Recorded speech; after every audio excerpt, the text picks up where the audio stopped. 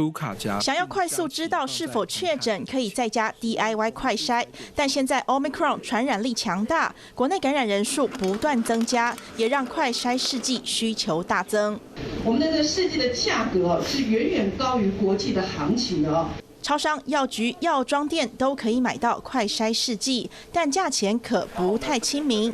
以某进口品牌为例，台湾一剂售价360元台币，相比英国的188元，还有爱尔兰的220元要高出不少。我们财政部的关务署就已经有公开说明过，进口快筛试剂是免税。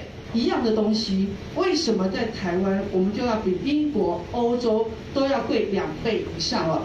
台湾有5家可以做快筛试剂，所以应该尽快征用，然后呢降低价格。现在快筛不止价格不便宜，有时候还缺货买不到，使用时机就显得更重要。胸腔暨重症专科医师黄轩引用南韩的研究，现在 Omicron 最常出现的症状是喉咙痛、流鼻涕、打喷嚏等上呼吸道感染症状，和一般感冒类似。因此，如果症状持续3天以上，最好做一下快筛或是 PCR 确认。华视新闻张志晴、彭冠霖台北报道。